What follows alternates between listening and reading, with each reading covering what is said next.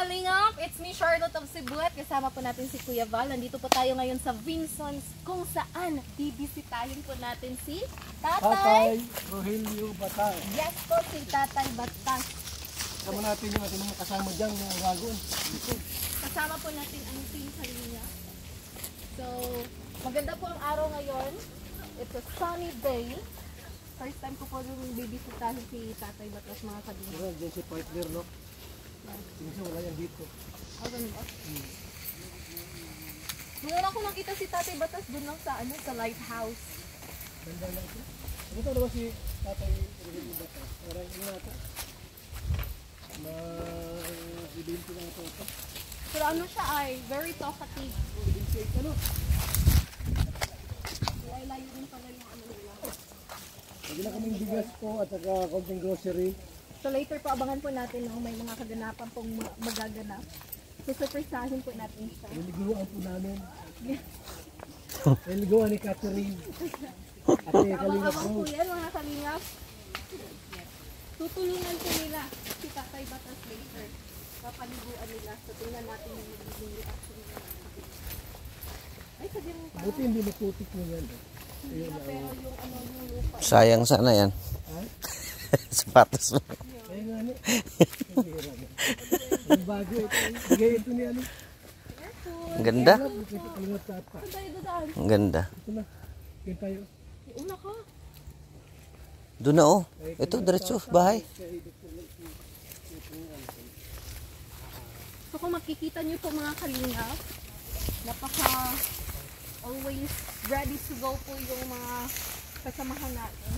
Hindi po hadlang yung daanan o yung lugar. Ang importante ay bibisita natin yung mga Sila. where are they?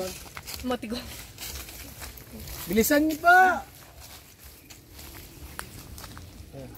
Nag-vlog na si ano, si Acid. Absent yan. Sabado pala ngayon. Parang nasa lasang tayo ay. Sa lasangan. Dito? Oh. Oo. Hindi ko expect yung daanan. So yun po, ito po yung advantage kung nasa field ko kayo mga Kalingap. Iba kasi pag nanonood lang kayo. But if you are really sa field ko, ay talagang ramdam mo yung yung mga sakripisyo ng mga kasamahan natin. Hindi talaga madali. Layo na ganito pa yung area ang napapasukan. Napaka-challenging, pero napaka-worth it naman. Kasi nga, if you can, mararamdaman mo na you are this place and then you are ready to help. Oh, lasang mo ay. Yeah. Dito po kami sa iba ko may ahas dito ay. Wow, sabi nila no, kasi ito, saan bang daan? Dito pala dyan, dito pala. Tinawa ko sa ito.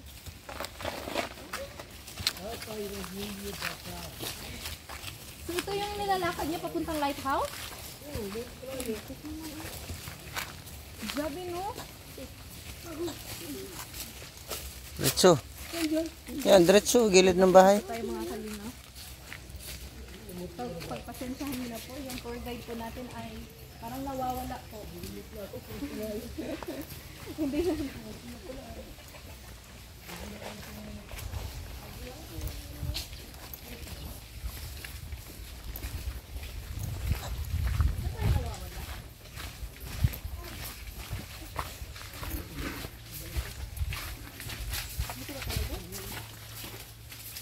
Saan ka tayo Rogelio Batas?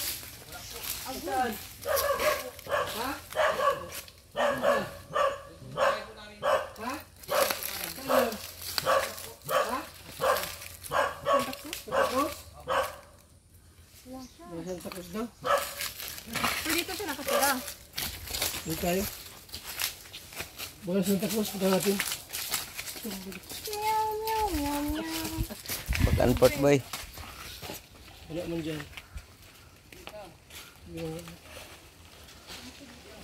dyan.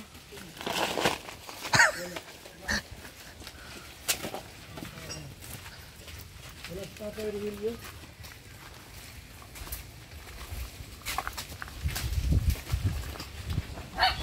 Yung bigas, ano mo na doon? Agol, ano mo na? Ano mo na pag dyan dyan? Yung bigas? Ha? Pamangkin. Oh, agol o.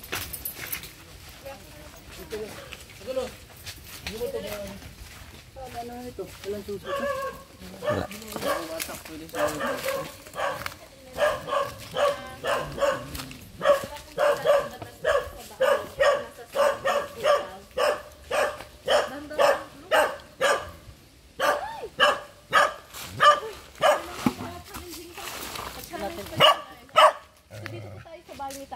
Kaya lang po sa speaking, wala po siya ngayon. So, since may dala po tayong bigas para sa kanya, ay iwan muna natin to at maglalagay ng tayong sulat letter to Tatay Batas.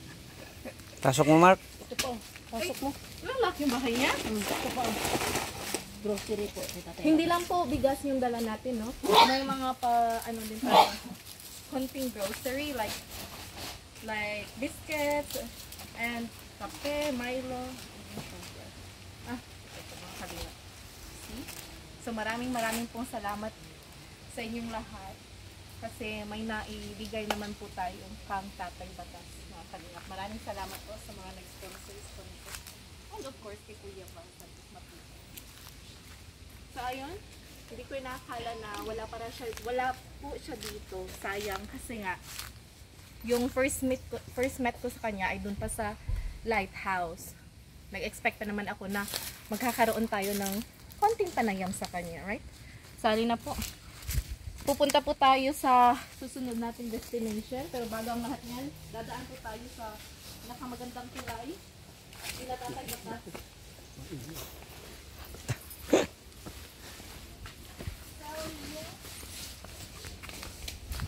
Expect po natin na mapapaliguan natin si Tatay Batas ngayon. Kaya lang, he's not here.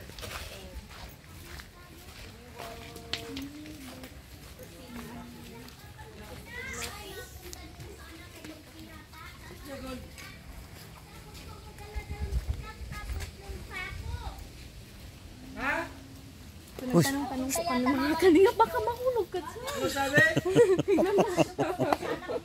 Oh my God. Saan yun? Ito yung ano nila? Ano saan yung lugar? Alam mo agol yun, yung Santa Cruz? Alam mo yun?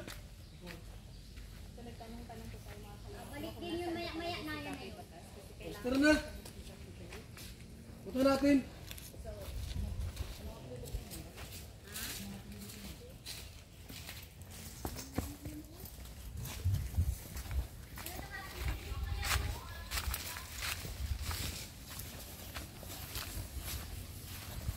Sa bukid walay papel.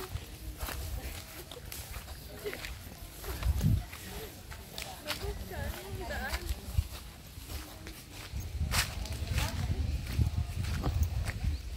Bili ko talaga ako kay Tatay Batas mga kapit. Kasi ngayon ko lang nalaman. Kasi pumupunta pala siya sa Lighthouse. Ay, ito yung daan na tinatawag. Naglalakad ng balik siya. So, yun, napakalayo po. Imagine from this area going to Lighthouse dun sa daan. Yes, dati nakaya ngayon.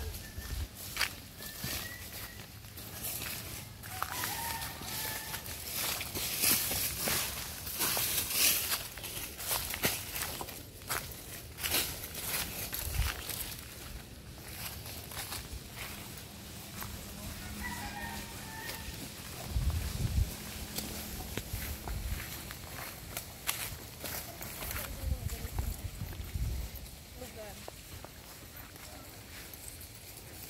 Napaksay? Saan kaya itong gumala sa iba?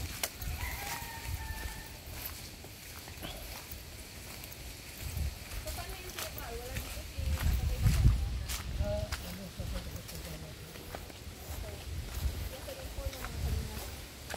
Target goal natin is si Tatay Batas. Ay, hanapin natin siya.